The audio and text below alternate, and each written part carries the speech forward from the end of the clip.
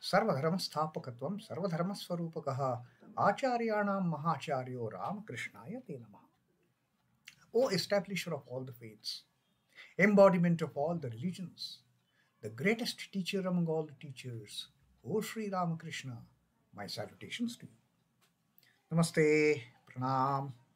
Sri Ramakrishna telling in clear-cut words to Sri M, don't bother your mind with all those thoughts of what is possible for God, what is not possible for God, what God can do, what God cannot do. Don't get into that trap. Don't get into that unnecessary hassle of putting that brain work. Just believe God can do everything. Believe that everything is possible in the realm of God. Everything is possible in God's creation. He can do the way He wants to play with us. Just because He has put that veil of ignorance in front of us, don't think it is all darkness. Remove that veil. Remove that veil of Maya, which has produced this ignorance of I can't understand, I can't believe, I have all these doubts. Remove that veil of ignorance. And then, like the vision Sri Ramakrishna had of the lake of Kamarpukur, when we look at the surface of the water, it is all covered with green scum, or moss is there. When we feel, oh, there is no clear water, there is no good quality water that we can drink from this lake. And then Sri Ramakrishna in the vision, he had seen a man going there and parting the green scum away. And lo, clear water is there in that lake. The man drinks the water happily and quenches his thirst. Now is the realization. You remove that scum, you see the clear water, and you can enjoy, you can quench the thirst with that water. The same water which you thought earlier, oh, it is all dirty, I cannot drink. All because of that green scum, all because of that moss that is covering that surface of water. So just forget about the moss, the scum, the dirt. Remove that dirt, remove that scum, remove that moss, and clear water is there, and you enjoy that drink. And then Sri Ramakrishna he was about to tell of a vision he had when he had gone to Pine Grove and he was sitting there. He had the vision that there is some hidden chamber somewhere. Hidden chamber which must be having some treasures. What treasures he was not able to find. He tried to open the door with a nail knife, and then suddenly earth gave in and the entire thing was open to Sri Ramakrishna. But what lied there, he was not able to describe. He told Sri M, I am feeling as if somebody is pressing my mouth. Don't tell, don't tell, don't tell. Although Sri Ramakrishna has told us so many things about his visions and about the God realization. But what he saw in that vision, he just could not go ahead with that. And then towards the end, he just simply said that, understand one thing, that our consciousness is not because of this consciousness of the body. It is not the consciousness of the body. It is not the consciousness of the mind. It is not consciousness of our intellect, what we think it to be. It is the consciousness of the God. It is that Sat of the Satchidananda. It is that Chit of the Satchidananda. It is that Anand of the Satchidananda that is keeping us in this condition. Otherwise, we are all as dead as any other rock or any other piece of wood. But this consciousness, this Chaitanya, is because of the Chaitana of the Lord, because of the Chaitana of the Mahamaya. So that was Sri Ramakrishna's teaching, and then they went to others' house, the great devotee. There they had singing Ramlal, Sri Ramakrishna's nephew. He sang a song about Kali, and he had explained how the process of Kundalini awakening. Again, we have heard the songs pertaining to Kundalini getting awakened and reaching Śiva after the Ajna Chakra, who is dwelling in our head. on this, sitting on the thousand petaled lotus. So Ramlal sang a song to that effect, and then Sri Ramakrishna just gave a summary of that song to Sri M. M was sitting beside him. So after that song which Ramlal had sung, Sri Ramakrishna said to M, listen, what was written, what is sung in that song, this is known as the vision of Satchidananda. As Kundalini goes and communes with Lord Shiva after the Ajna Chakra, in the Sahasrara, that is called as the meeting with the Satchidananda. That is called as the vision of Satchidananda, the formless Brahman. The Kundalini rising above the Vishuddha Chakra enables one to see the everything as Akasha. The moment the Kundalini goes above Vishuddha Chakra, and Kundalini is piercing through to Ajna Chakra, as Kundalini pierces through the Vishuddha Chakra and starts the upward journey, one sees the vast Akasha. That is the first experience of the divine, of the vision of the divine. Then Sri Ramakrishna says, one attains the absolute by going beyond the universe and its created beings conjured up by Maya. As the Kundalini starts traversing up, piercing up through the Vishuddha Chakra, through the Ajna Chakra, then that veil of ignorance is totally lifted. Then one attains the absolute by going beyond the universe and its created beings conjured up by Maya. The universe and created beings are all the creation of Maya. They are swapnavat for that matter. They are all illusion in the Vedantic sense. This entire creation, all the beings in the creation, we are all the illusions. We have no reality. Whatever is there with the momentary existence is all unreal. Only reality as per the Vedantists is the Satchidananda Brahman, which is eternal, which is indivisible, which cannot be broken down, which doesn't have two. So that is the ultimate realization when the Kundalini pierces. And this is what Sri Ramlal had sung in that song. By passing beyond the Nada, one goes into Samadhi. Nada is that Omkara.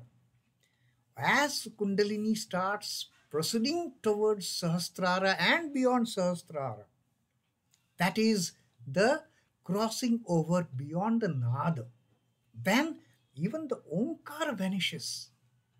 The Om sound, that the Om is the sound, called as the Nada. That is the Pranava. That is the basic sound of this entire creation. The moment that Nada is crossed, that's the end of it. That is the end of duality. By passing beyond Nada, one goes into Samadhi. By repeating Om, one goes beyond the Nada and attains Samadhi. Now, how to go beyond the Nada as such? How to go beyond Om? Keep on repeating Om. Om, Om, Om, Om. That's why we see all the mantras that are there to be chanted. All the mantras, whether it is a Rama mantra or Shiva mantra or even Ganapati mantra or the Gayatri mantra, all the mantras, they have Om. They start with Om. Om is the basic. Om is the Nada Brahma, they call it. And by repeating Om, Sri Ramakrishna says, one goes beyond Nada. One goes beyond Nada and one goes beyond the Nada Brahma and merges in the Brahman. By repeating Om, one goes beyond the Nada and attains Samadhi.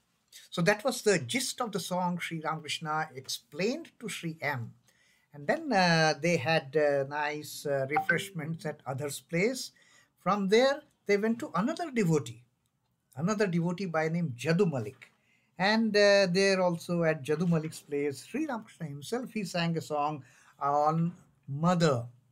And the gist of that song was that the poet has written, the songwriter has written that, oh mother, I'm your 8-month-old child. Now 8-month-old child is basically a premature child, which is supposed to be weak child and very prone to diseases and all that. So the songwriter, he has written here that It's an 8-month-old child, and oh mother, please save me from the onslaughts of your Maya. So that is what the song was all about. Then from Jadu Malik's place, he had a small chat with Jadu Malik. They all came to another devotee, Khelat Ghosh. Khelat Ghosh was another devotee of Sri Ramakrishna. He was a Vaishnava by tradition. And they came to Khelat Ghosh's house. He was his brother-in-law. He was an old man, a Vaishnava by tradition, and they always had some kind of conflict with the other traditional devotional paths. Vaishnavas had conflict with the Shaivites, the followers of Shiva. Vaishnavas had conflict with the Vedantists, the followers of Advaita Vedanta. So all the paths, they were devotional paths, but at the loggerheads. And Sri Ramakrishna wanted to bring all these three together. He wanted to imbibe in the minds of these Vaishnava devotees, to whose place Sri Ramakrishna had gone, Khelat Ghosh's house, that don't get into this kind of enmity with other paths of devotion. All paths, they lead to the same goal. And once again, Sri Ramakrishna started this teaching in this wonderful gathering of the devotees, of the Vaishnava devotees. Now Sri Ramakrishna says, it is not good to feel that one's own religion alone is true and all others are false. Not at all good. Sri Ramakrishna always tells, don't ever feel that my religion alone is good and all other religions are false. Only my religion is going to take you to liberation. All other religions are going to drown you to worldliness. No, it is not that so. It is not like that. God is one only and not two. God doesn't have many aspects as such. The ultimate reality is the same thing. God is just one. God is not two. Different people call on him by different names.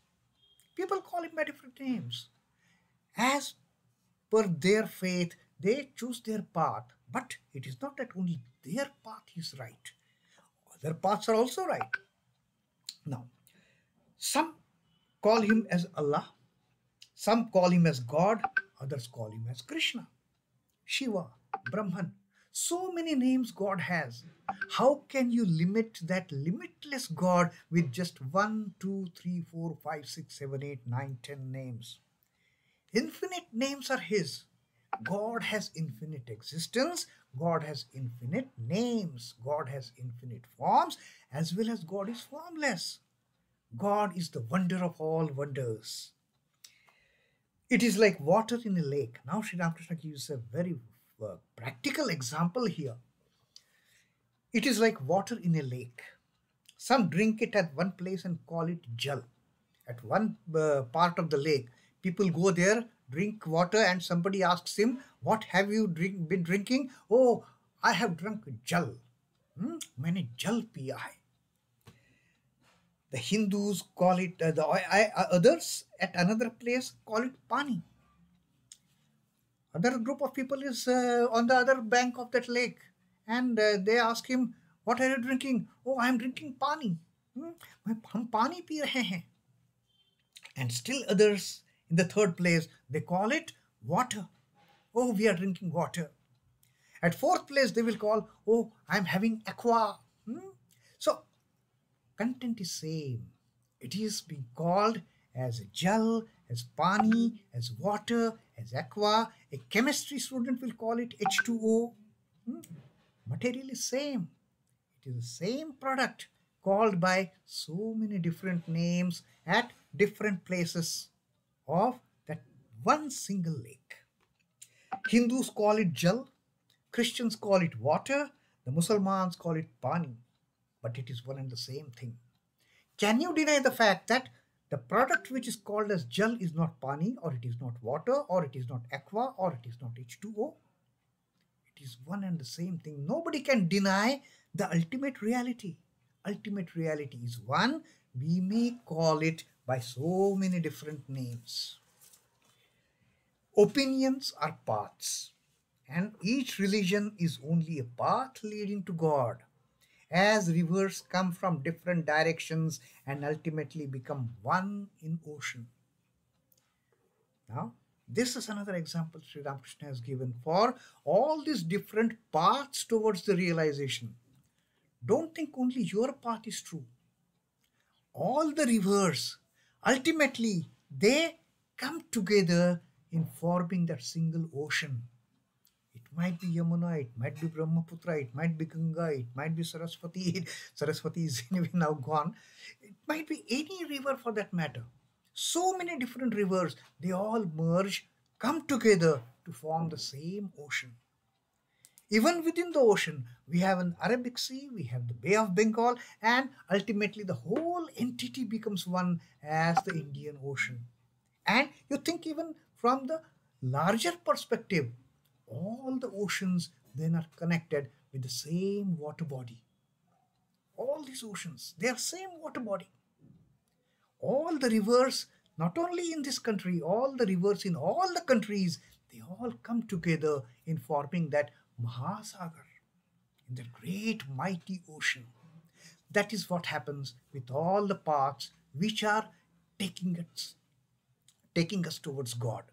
We may be following the path of Vaishnavism, we may be following the path of Shaivism, we might be following the path of Tantric way, we might be following the path of Vedantic way, but all the paths, even we might be following the path of Christianity, we might be following the path of Islam, but all the paths, they come and merge together in that same ultimate reality. There is no different destination for all of us. All who are on this journey towards liberation, all the mumukshus who are on this journey towards salvation, towards the realization, towards self-realization, we all are going to reach the same point towards the end. And then we say, oh my God, all this life, I have been against their view. I have been against their way of teachings. But finally, I find I am here. That person is also there. This person is also there. All of us, we have come together at the same destination, following all those different paths all through our lives. That is Sri Ramakrishna's teaching to these Vaishnava devotees, where he has come to specifically give them instruction of take away this feeling of enmity, take away this feeling of being different from others. They have their path, let them follow their path. Don't think their path is inferior, don't think their path is wrong. So what if you are following this path? They also have their path. Have that compassion for them, have that love for them, have that understanding for all the paths those are there in the world. That is Sri Ramakrishna's teaching. And then finally he says the truth established in the Vedas, the Puranas and Tantras is but one Satchidananda. Whichever the spiritual scriptures you take, whether you take Tantras, whether you take Puranas, or whether you take the Vedas, the scriptures of Shaivites, the scriptures of Vaishnavites, the scriptures of the Vedantists, all those, they ultimately they talk of just one reality, which is Satchidananda. In the Vedas it is called Brahman. In the Puranas it is called as Krishna, Vishnu. In Rama and so on. That is what happens in Puranas. We have got all these Puranas. They are glorifying the lives of Rama, they are glorifying the lives of life of Krishna and all these gods. And then there are the Tantras. They call the Śiva as the greatest. So we have these three kind of conflicting scriptures, so to say, the Vedas, the Puranas and the Tantras. But Sri Ramakrishna says all these three, they talk of ultimately the same reality, the Satchidananda.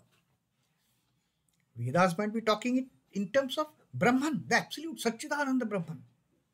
Puranas may be talking it in terms of Krishna or in terms of Rama. The Tantras may be talking it with respect to Śiva. But ultimately, Sri Ramakrishna says, all these three scriptural entities, they talk of only one reality, and that reality is Satchidananda Brahman. The one Satchidananda is called Brahma, Krishna, Shiva. There is no difference between the Brahman of the Vedantists.